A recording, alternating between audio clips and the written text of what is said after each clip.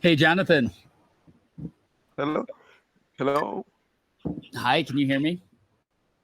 Yeah, I can hear Awesome. you. Yes. Good morning. Is it morning there? Yes, it is. Yeah, we're set. I think you're on 7 p.m. 7 p.m. You're 9 hours ahead of me. Oh, So it's 10 a.m. here. oh, that is Canada. No, here I live in Costa Rica Oh, half the year and Canada the other half the year. oh, So I'm in Central America. Um that anyhow, is great. yeah, and are you in Kampala or are you out in the near Ioweka? I'm in Eastern Uganda. I'm in Eastern Uganda, in a place called Tororo. Toro. Tororo. Tororo. T R O Toror. Yes, I've got Oh, it. I've heard of it. yeah, Near Kenya. yeah. It's actually at the border. It's Right. almost at the border. Wow, it looks beautiful and not too far from the lake. Not really. Wow. Yeah. Beautiful. Beautiful. Well, and what kind of season are you guys in February? It's like kind of like summer. February. February, actually, January has been very, very, very hot. Yeah. Then part of Feb, but now we have received one rainfall just. But I hope now it's coming to some wet season now. Yes. Getting Then your trees can grow. Yeah, it's now the season that the trees can grow. We can now plant more. So inspiring, man. So I just wanted to Yeah. connect so that Oh, we can tell more people about the story of what you're doing with AYOWECCA.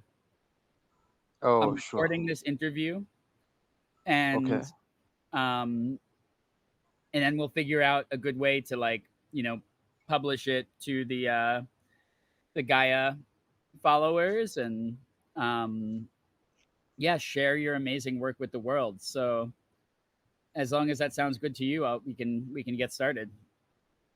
Yeah, sure. We can Thank you get so started. much. Yeah, awesome. So maybe just to begin with, um, maybe you can tell me um, about who you are, your background, and then from there, talk about what inspired you to start AYOWECCA and like what the mission that you're on is all about. Yeah, sure. First of all, let me introduce myself once again. My name is Jonathan Olwenyi.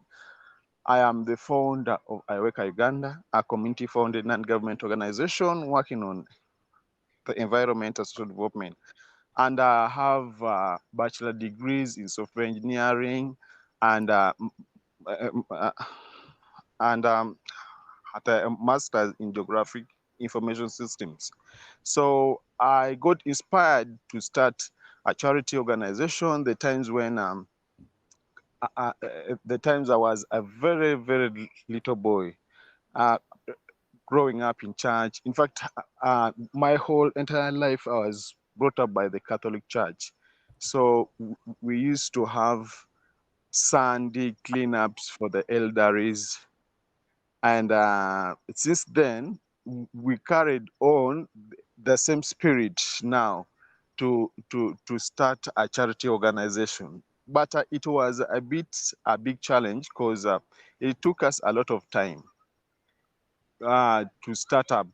We started saving like I think 0.003 USDs, that is in Ugandan shillings. That is about 100 shillings Ugandan currency.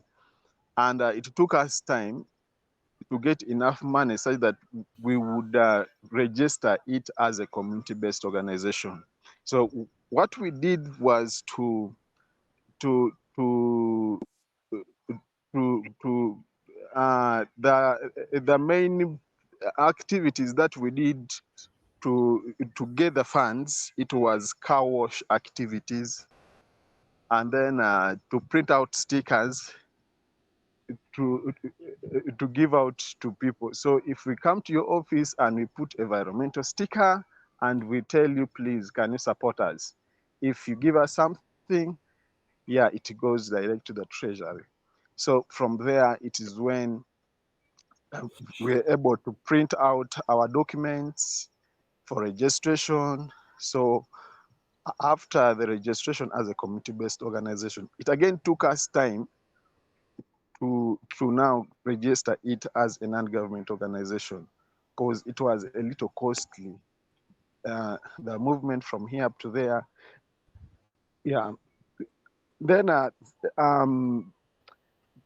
some friends of ours left, but the few remained because now they they they saw they had families actually. They had families, and now I think they needed something to do to earn them some money that they can feed their families and all that.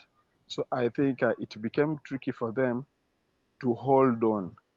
So for them, they left and they said, "You guys, it's fine if you can go on with the good work." So it took us again more 1 year, I think 1.5 years or two. Um, so before COVID, then now COVID came, then it took us 1.5 years to now register as a non-government organization. So after we registered, it's when I got in touch with the founders of Fridays for Future, because I also like I belong to the Fridays for Future movement. So cool. Yeah, it's a great movement. Yeah, so uh, uh, every week, uh, like every week we would always um, uh, demonstrate on media, write posts, maybe walk on the streets and tell people about the impacts of climate change like that. So after that, I met the co-founder of Fridays for Future. That lady is called Janino Kiv. So sorry. From there now, she told me, look, I don't have money. You're doing a great job, but I can connect you to a group of people who can give you some funds to support your work. So it's when I connected to the Open Collective of Belgium. After the Open Collective of Belgium, I was then sponsored by All for Climate to go for COP26 to attend the COP26 climate conference. When we came back for COP26, I that's when I think the climate round for uh, Gitcoin by then started. Yeah, so we applied, and that year, lucky enough, when we applied, we granted the permission, so we're able to plant fruit trees in 50 schools, in 50 schools and 40 health centers. That was by then. But now we saw uh, we saw our operation was minimal and we wanted to do more. So we kept on getting back to the round to request, but at some point it was stopped. Then the CCN climate coordination took over the climate round, and yeah, last year I think they stopped in around, I think, in GG21. I think in GG21. That was the last round that was run by CCN for climate. So we applied for my Earth round that we are, though the support that we got was small, uh, but we managed to get, I think, 4K into the treasury.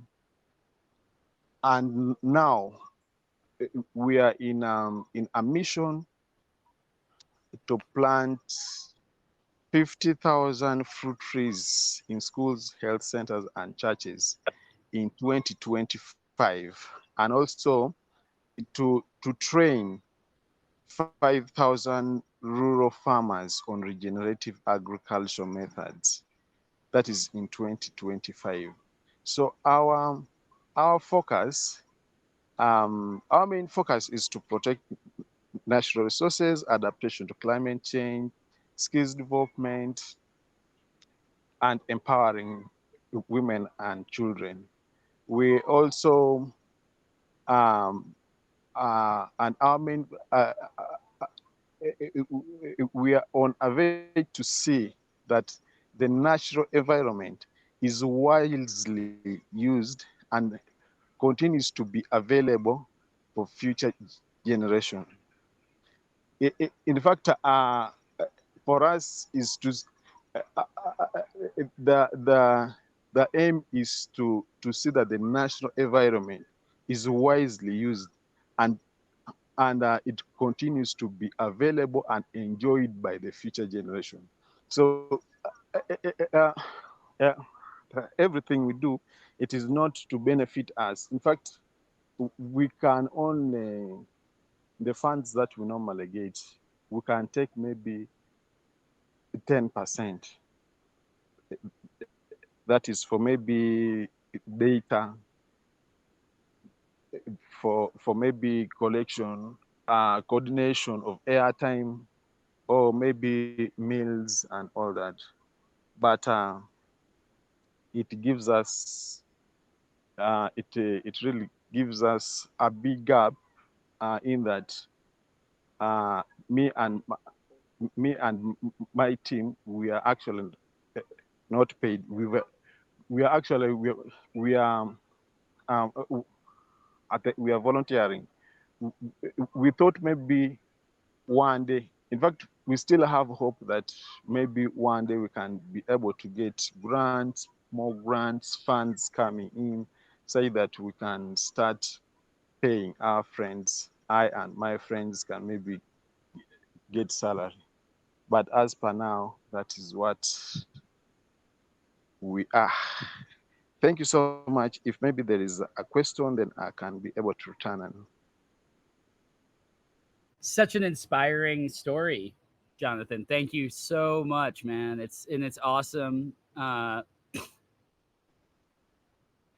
it's just such an amazing work that you're doing, and like the ability that you've shown to uh, connect with leaders uh, in the environmental space, and then also bringing it back home, you know, to your community, and helping women and girls get educated, and increase food security and uh, skills in the community that you come from. It's just such an important work. I would love to hear more about your actual like environmental techniques, what you found that works the best. Like, you know, I have a background personally. Prior to getting involved in Web3, I trained as an ecologist. I have a master's from Columbia University, and just been working hard to better understand the environment my whole life. Um, and so, yeah, in Eastern Uganda, like what works? What do you guys need? You know, because you at the start of this call you mentioned that the hopefully the rainy season is beginning. Um, and yeah, maybe you can just talk about like the kind of uh, projects and techniques that are really inspiring to you. Yeah, sure. First of all, I'm living in Uganda in a rural community, and in fact, it's some of the things that some of the activities that we work on wetland and peatland restoration campaigns, plastic waste and management, training rural farmers on regenerative agricultural methods. We give scholastic materials to the most vulnerable children. We train young adults and girls and women on how to make reusable sanitary towels. We also give skills development to women and girls, and we actively empower women and children. Now, the challenge in African society is education. Not everyone is educated. In fact, uh, our fathers, they were not fully educated. You know, they they actually attained minimal education. Then the other thing is wetland, uh, um, the wetland destruction. If you, I believe you have a great mind and understanding the importance of um, uh, uh, the wetlands. The increasing population in African society has led to wetland to wetland degradation, whereby people leave the land and they go to cultivate in wetland, and it disturbs the climate system. That I believe the the the, the story there um, the story there, it becomes a little so difficult, whereby the rainfall cycle is interrupted, and you can never get the rainfall in time as it used to be. When I was actually growing up as a young boy, we used to have two rainfall seasons. That was in April and in August. In fact, March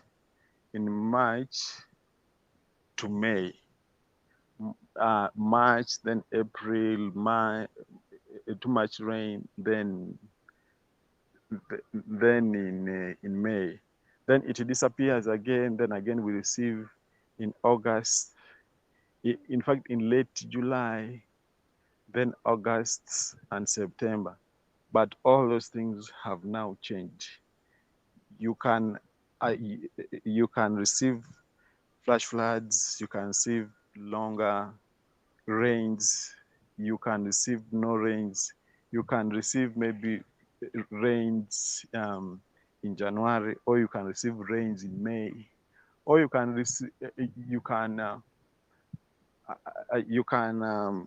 experience new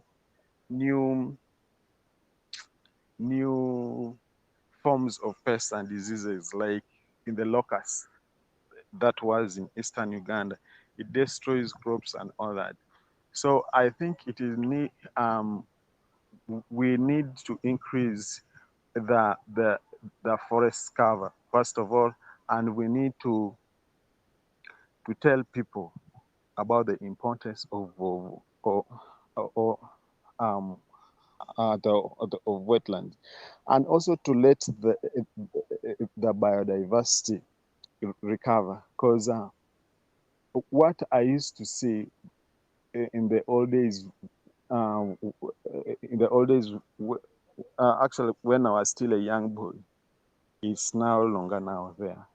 So it gives a big gap for us in the fight against the climate crisis, and also fight for the rights of nature. Yeah, it's really such an important time that we're in. As you know, everyone who's kind of awake in the world is coming to the same conclusion. You know that um, the climate is changing, and we need to be responsible and responsive and not ignore it. And like you said, it's like the biggest challenge, and honestly the biggest opportunity is education and empowering people from different generations, from different backgrounds, to understand how to work with the earth and how to uh, repair damaged ecosystems. You know what we're the big vision of Gaia. It goes beyond just uh, like charitably supporting NGOs that are doing work like you're doing. What our big goal is really to turn environmental restoration into a profitable activity. And AI is going to help us do that, because what's been lacking, it's like what you do with AYOWECCA, Jonathan, as you know, it's not charity, because you're empowering the women and girls in your community. You're empowering the elders in your community, and you're growing food that has value, and you're restoring landscapes that have a negative value when they're damaged and have a positive value when they're healed. The only thing that's been missing to properly value, ecology is the data. Like we haven't had enough the ability to really quantify the value of intact and healthy ecosystems. And now that AI is really ramping up, we're going to be able to do that. And that's the mission. And so we want to, my hope is that we can work with AYOWECCA for a long time and create markets based on the work that you guys do, that people can invest in, and people can, say, oh, I want to put in 10K because I think that AYOWECCA is doing a great job, and I'm gonna get yield on my investment. You know, um, so yeah, that there's a lot there. But yes, super interesting answer. The that the feedback loops between the destruction of wetlands and then the changing in weather patterns. Uh, this is something that's becoming really apparent um, in many places around the world. So it's not just about growing food for people; it's also creating the conditions for a healthy ecosystem so that we can grow more food for more people. So that involves restoring the peatlands, restoring the wetlands, and planting forests. Maybe you could tell me a little bit about um, like what techniques you've had that have been most successful there.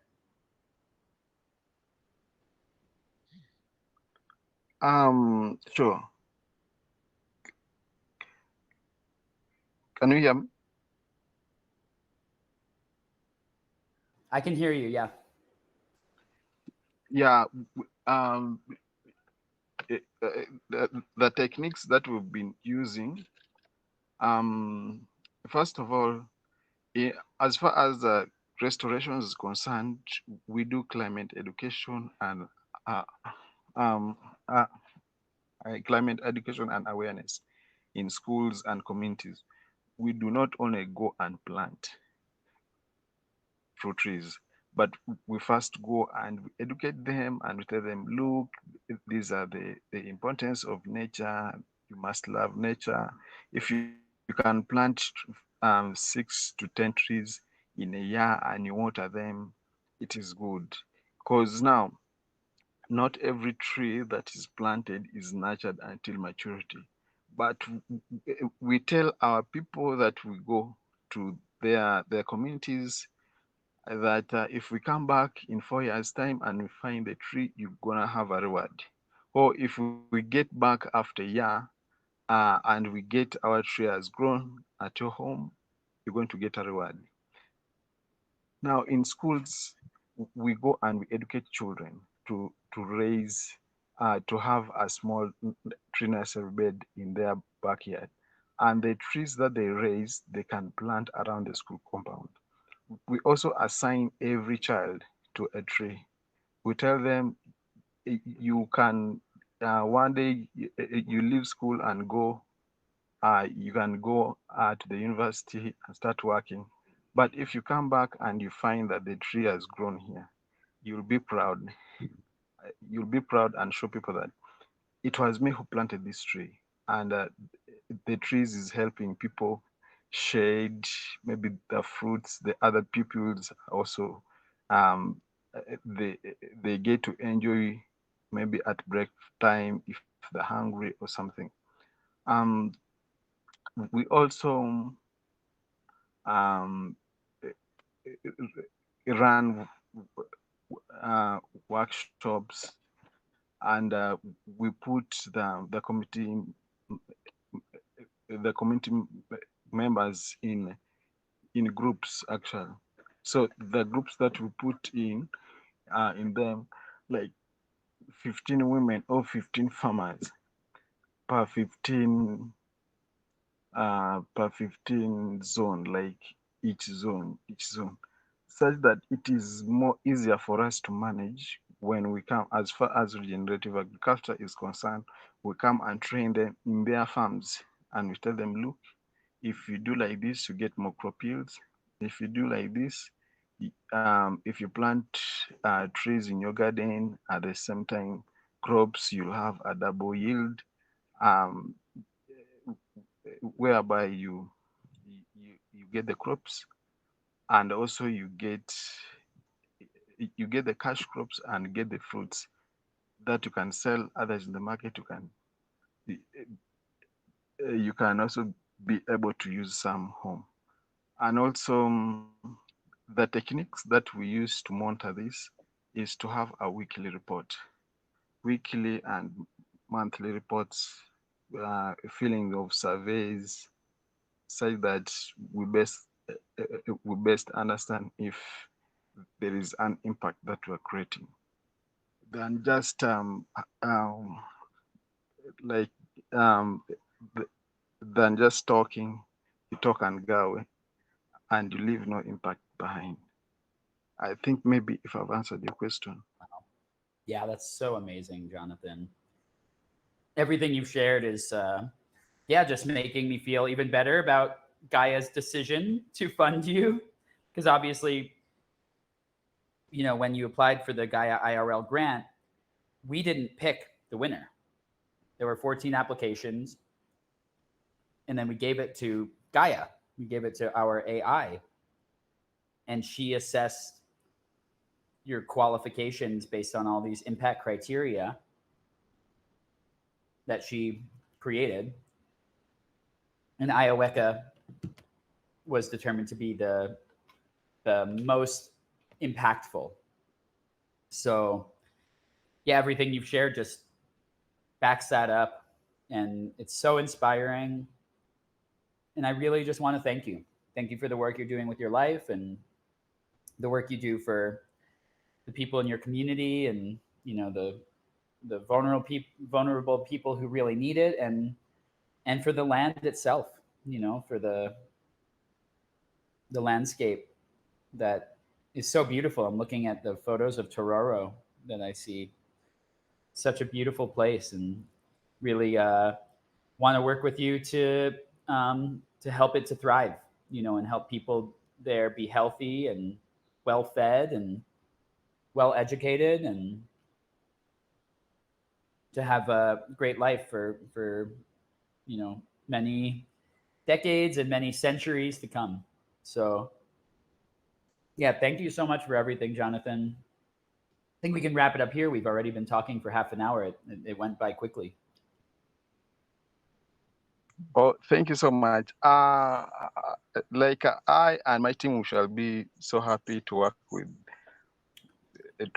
Gaia, and also we call upon organizations, companies. If you would love us to plant a tree in your name in a specific school, you can do that.